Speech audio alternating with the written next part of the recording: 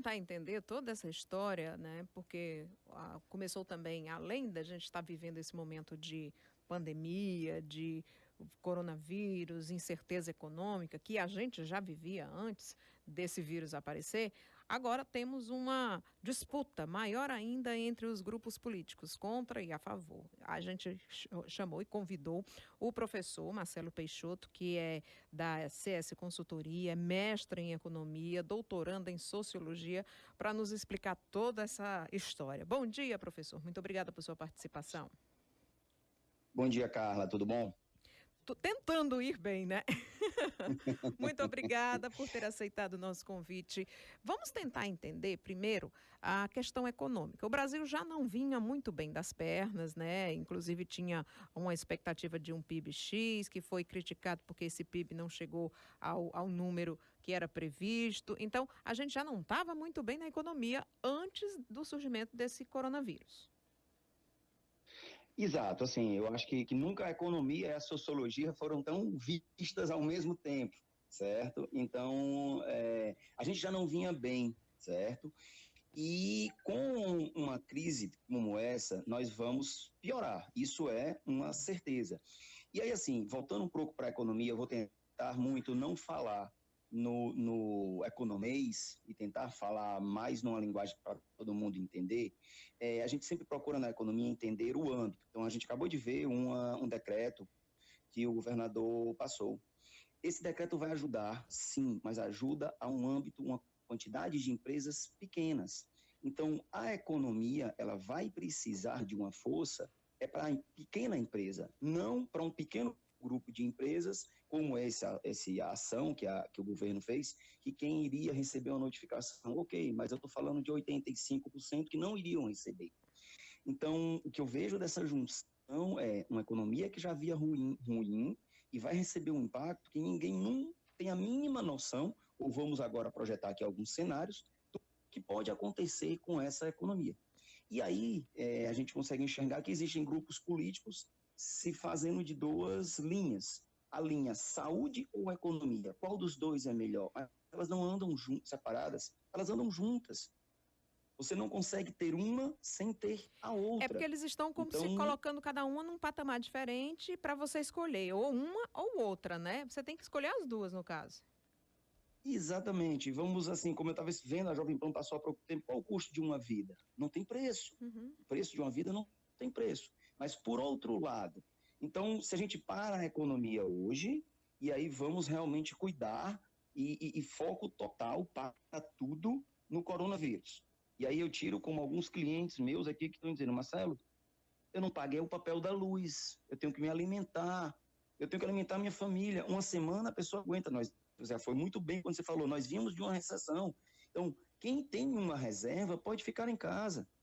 Então, a gente tem que ter um olhar de cuidar do CPF, vamos chamar assim, da pessoa, e evitar, mas também já temos que cuidar do CNPJ, porque o que sustenta um país é o CNPJ. O Estado não gera receita, o Estado consome receita. O Estado consome os tributos das receitas que são geradas pelas empresas. Então, na hora que o Estado decide parar a empresa, como a gente teve o Rodrigo Maia, não, a gente vai suspender ou diminuir os salários dos deputados 2 meses. Então, quando passar o coronavírus, o pico para vocês volta ao normal. E as empresas? E nós, brasileiros, como é que ela né? vai sobreviver? E nós? E o seu João, que é funcionário da padaria? Se a padaria fechar, seu João está desempregado. E a gente viu isso, não basta tá longe, não. A gente viu isso há poucos anos aqui. Filas e filas e filas de desempregados no final do governo Dilma. E vamos voltar para aquele patamar, e aí agora vamos começar a estudar um pouquinho de novo saúde. Aumenta o desemprego, aumenta o endividamento, aumenta suicídio, aumenta crime, e aí vai acabar. E suicídio e crime vai gerar morte. Aumenta o custo do Estado com as pessoas presas. Então, eu acho que está faltando um entendimento do todo. Eu não posso curar só um, porque se eu pensar só nas pessoas hoje, amanhã eu vou ter um problema social gigante e gera morte. A pessoa não morre só de coronavírus. Não vamos deixar de ficar isolados? Não, mas vamos tentar isolar quem pode ser isolado e quem precisa. Eu conheço razoavelmente a Europa, tenho clientes lá, já morei lá, E eu volto em outra entrevista que eu dei, é muito fácil ficar em casa na Itália. Com menos de um terço do salário mínimo, você passa um mês em casa.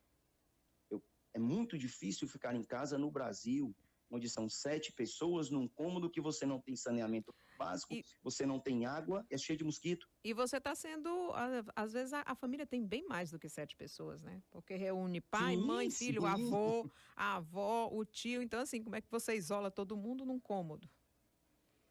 E um cômodo que ele é ligado por outro, por uma única parede, geralmente de tijolo furado, onde se a pessoa, às vezes não é uma parede, muitos casos é uma cortina que separa uma casa da outra. Uhum. Então, eu acho que nós estamos nos espelhando em um formato europeu, que nossa estrutura é totalmente diferente. Então, aí é mais importante ainda cuidar das pessoas, mas é mais importante também cuidar da economia, porque sem uma estrutura financeira você não consegue sobreviver a um colapso. Ah, Saúde. professor, me explica e explica também para a população a questão do lastro, né? Porque todos os países têm que ter o seu lastro para manter, né, para fazer essas negociações e já se ventila a possibilidade, se não me engano, acho que foi o Rodrigo Maia, de passar todos os meses para a população e não sei a quantidade dessa população, só eles é que vão determinar um salário mínimo. Então, a gente tem lastro suficiente para pagar um salário mínimo para toda essa população durante quanto tempo? Vamos lá, é uma conta complexa, certo? Mas vamos tentar fazer uma linha causa-efeito. Na hora que o Estado está pagando um salário mínimo para toda a população, isso vai causar uma diminuição no nosso lastro, isso vai causar com que as outras empresas que investam no Brasil vejam, opa, o Brasil já não tem tanto lastro, tanto dinheiro para honrar os seus compromissos. E isso pode gerar um problema econômico maior. Eu vejo, às vezes, que se joga, como a gente chama na economia, joga para a plateia. Então, a conta não é simples. Quanto é que custa um salário mínimo para todos os brasileiros? Como é que vai fazer o cálculo de quem é o brasileiro? E como é que eu vou entregar esse dinheiro para o seu Antônio? Então, como é a operacionalização disso? Então, além de ser difícil, e isso é muito complexo, essa conta, de quanto custa esse salário, porque não basta simplesmente ir lá e pagar, tem que ver a operacionalização, quanto vai custar, quanto tempo a gente aguenta, porque o cobertor, vamos dizer assim, ele é curto. Na hora que eu tiro o dinheiro do lastro, eu estou criando outros problemas e tirando outro lastro. Na hora que eu pago um salário mínimo, eu deixo de ter dinheiro para comprar um respirador. Uhum. Porque o Brasil não é um país como os Estados Unidos, que pode ter e ali dá $1.000 para as pessoas. E Então, nem eles têm essa respirador referência, suficiente, né, para todo mundo. e nem eles têm, porque não tinha essa produção e nem tinha essa necessidade. Então, assim, eu já atuei muito tempo dentro do JF, fazendo auditoria lá, e eu sei exatamente o quanto aquilo ali deve estar complexo. Porque não é fácil você comprar o medicamento, ou equipamento, ou qualquer coisa que esteja num período de pico. Porque vem uma cadeia que estão querendo explorar, também tem a exploração. Então, é uma complexidade que na hora que alguém apresenta qualquer solução simples, para mim, a solução simples ela já começa errada, porque se beneficia de a falta do conhecimento para dizer alguma coisa e todos baterem palma, mas depois não vai acontecer. O que é que eu vejo como uma possibilidade de solução, e aí não sou Marcelo somente dizendo, estava conversando com um colega da Espanha hoje, vendo o que está acontecendo em Portugal, entendendo o que já está acontecendo no mundo. Vamos tentar consertar e ajudar o serviço de saúde, mas já dar suporte para a empresa, para que essa pessoa que está em casa continue com o trabalho. Então, eu vejo que esse momento é essencial com que o empresário tenha conhecimento, com que o empresário consiga ajustar a sua empresa. Muitas empresas no Brasil têm problemas de gestão. Essa é a hora, a empresa está parada. Vamos organizar a empresa. Vamos ver qual a melhor forma de fazer um determinado processo. Vamos fazer um Vamos ver balanço, como né? Vamos fazer um balanço. Eu atuo como consultor em várias empresas. Tem vários empresários que eu conheço que fechou um mês, ele não sabe qual o lucro que ele deu. Então, vamos entender a empresa, vamos cuidar da saúde da empresa, já que eu estou em casa, para que, quando isso voltar, essa empresa saudável consiga segurar o maior número de funcionários. E vez assim, não falando da pessoa Rodrigo Maia, mas em vez do governo se posicionar em um salário para cada um, eu tenho aqui no meu WhatsApp quase 200 perguntas. Marcelo, como é que fica a escola do meu filho? Eu tenho que pagar agora no final do mês? Eu tenho 3 filhos, eu vivo de produção, minha empresa está fechada, eu sou obrigado a pagar ou não? Cadê o Estado se pronunciando? E os aluguéis de quem não é shopping, quem é loja de rua, que às vezes representa 35%, 40% do custo dele. Deixa eu só esclarecer para o nosso público, porque os lojistas de shopping receberam a informação dos donos dos shoppings de que o aluguel desse período em que estamos em quarentena, já que os shoppings estão fechados, não seria cobrado. Por isso que o professor Marcelo falou essa questão. Eu não sou, não alugo em shopping, lojista, né? Isso, exatamente. Então, assim, eu acho que o Estado, ele em vez de olhar um todo e jogar para a plateia, ele deveria sentar com alguns segmentos da sociedade, sentar com alguns segmentos de empresário e começar já a agir hoje para evitar a doença social. Eu acho que nós temos dois vírus, vamos dizer assim. Eu tenho o coronavírus que ele mata hoje e eu tenho um vírus social que ele vai matar daqui a 3 meses. E aí eu volto... Desculpa, Pois pode falar. não, pode concluir. E aí eu volto naquela nossa questão inicial. Qual o preço de uma vida? Então a vida hoje vale, mas daqui a 3 meses não vale. E aí é onde é fácil, entre aspas, mas ajuda você a conseguir ter uma referência. Basta você ver quantas mortes se tem no período de recessão. Aí você tem histórico. O Brasil tem esse histórico. Então eu tenho que fazer as duas contas. Eu tenho que ver o histórico do percentual de pessoas que morrem com coronavírus e o histórico que vão morrer depois da recessão. Porque é direta a relação. Vai acontecer. O que é que... o problema é porque a gente ainda não tem nenhuma visão do que pode acontecer no futuro. Porque, por exemplo, a Itália, quando se achava que a Itália estava começando a diminuir os efeitos do coronavírus, volta de novo a crescer o número de afetados. A Espanha agora está se tornando uma segunda Itália, né? Nova York está com o número de infectados explodindo num momento em que a gente achava que nem ia ter a contaminação por conta do isolamento social. Vamos então buscar, a última vez que a gente teve isolamento social no mundo foi durante a gripe espanhola, em 1917, exatamente quando o mundo também estava saindo de uma guerra mundial. O que foi feito na época? Então, é essa linha mesmo. Então, o que a gente pode fazer, certo? Nos preparar para esse pós-guerra. É um termo que a gente usa na economia, terra arrasada. Então, vai existir um dia após a terra arrasada. E as pessoas vão precisar do básico. E eu volto naquela origem, como a gente estava falando no início. O Estado não gera riqueza. Quem gera riqueza são as empresas. E as empresas vão ter que gerar riqueza para poder alimentar o Estado com dinheiro, para que o dinheiro alimentado com esse Estado consiga dar o mínimo para a sociedade. Então, eu acho que a gente deveria, e uma das visões é se preparar para essa terra arrasada no formato de o mínimo de estrutura para que as empresas mantenham os empregos, o mínimo de estrutura de conhecimento para os empresários. Uma coisa que eu tenho aqui, no mínimo hoje chegaram quase 70, 80 e-mails de clientes meus, crédito, como ter acesso ao crédito para as empresas, para que eu ligue para o meu funcionário e diga, fique em casa. Porque aí eu evito o vírus hoje, e quando essa terra arrasada terminar, que vai uma hora terminar, o seu João, ele vai poder voltar para a padaria, abrir a padaria e saber, eu tenho o meu emprego. Então, esse que eu acho que seria o cerne da solução, olharmos dois momentos. Temos que olhar o momento de hoje, resolver hoje, mas nos prepararmos para essa terra arrasada. E o que faz o momento depois da terra arrasada evoluir é a economia, é o comércio. Nós temos o exemplo do Japão. O Japão é o melhor exemplo de terra arrasada. Então, o que ele fez, o Japão? Qual foi o milagre japonês? Educação e economia, gestão. Então, a gente devia se preparar para esse momento. Professor, e não ficar numa briga, o que vale mais, a vida ou o dinheiro.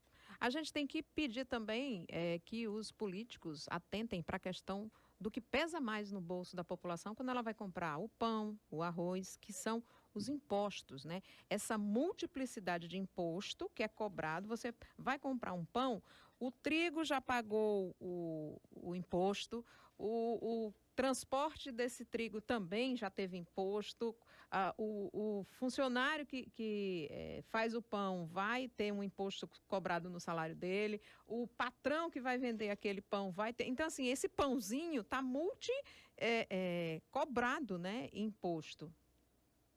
Eu vou dar um exemplo, assim, que é um mercado que muito se fala e pouco se explica.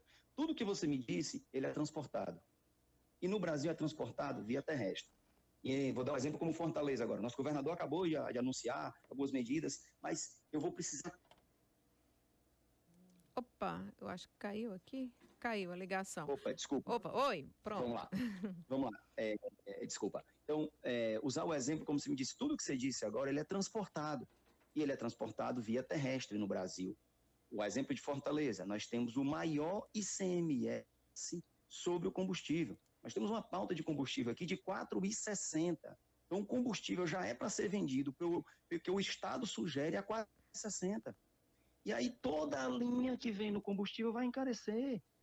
Então, é hora do Estado se posicionar baixando os preços, dizendo, opa, eu, Estado, vou cortar na carne também, eu vou diminuir, eu não vendo, vamos diminuir a quantidade de funcionários terceirizados, ou de cargos comissionados, ou vamos reduzir o salário dos comissionados. O magistrado já gritou ano. que não aceita a redução do salário, né? Aí todo mundo tem que dar a sua parte, fazer a sua parte, né? Sua contribuição. Na hora de tu virar para o empresário ou para o seu João da padaria, para o pequeno e dizer, não, vocês têm que se esforçar. Cadê o outro? Aí é onde eu acho que, já que a gente está tendo agora uma Câmara de Deputados tão atuante, nunca foi, não via nesse formato, eu acho muito bom ser, porque não se juntam para fazer uma lei e corta na carne, 30% a menos para todo o funcionalismo público, que é no Brasil, querendo ou não, uma das classes que mais ganha, e não vai ter impacto no coronavírus. Passou com 2 meses, volta tudo ao normal para eles. Então, até porque eles vão estar recebendo todo mês, né? Deixa eu só fazer para você a pergunta aqui. O Edivando, ele diz que é um seu João desse, que trabalha no mercado informal, trabalha hoje para comer amanhã, e tem um agravante, ele ainda mora de aluguel, né? O que é possível o governo fazer para uma pessoa como essa? Usando a mesma linha que a gente estava usando para as lojas, sem ser shopping, certo? Então, o governo teria que se posicionar nisso. Eu sei que a pessoa que é dono do apartamento, a pessoa de mora, também usa esse dinheiro para pagar uma conta, mas é hora de todo mundo perder um pouco. O governo teria que se posicionar e dizer, os aluguéis vão ter uma redução, ou vamos tentar posicionar para que quem paga um aluguel pague uma parte, o governo complemente. É isso que eu vejo. O Estado tem que dar estrutura para a pessoa ficar em casa. Eu, sendo um magistrado, sentado, ganhando 70, 80 mil por mês, é fácil criticar qualquer um dentro do meu apartamento. Uhum. Não saia.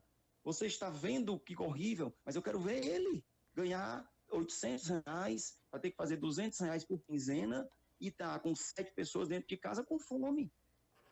É essa grande questão social que a gente está vivendo, onde o que aparece na grande mídia, em parte da mídia, são pessoas catedráticas com salários acima de 50 mil dando opinião. É outro planeta que eles vivem. Eu quero ver o seu João aí. Eu preciso ajudar esse seu João. Porque o seu João vamos diminuir os impostos, né? É uma forma. Professor, exatamente. Eu gostaria de poder continuar a nossa conversa, mas o nosso tempo é limitado e eu já deixo aqui o convite para que o senhor possa participar de outras oportunidades aqui. É possível? Ok, sim, Carla, sem problema. Então, eu agradeço mais uma vez sua participação. Essa é uma história que ainda vai render muito, porque ainda estamos aí no meio de toda essa tempestade. Quando ela passar, a gente vai tentar continuar entendendo o que acontece aqui no nosso país e no mundo. Obrigada, professor. De nada, Carla. Grande abraço.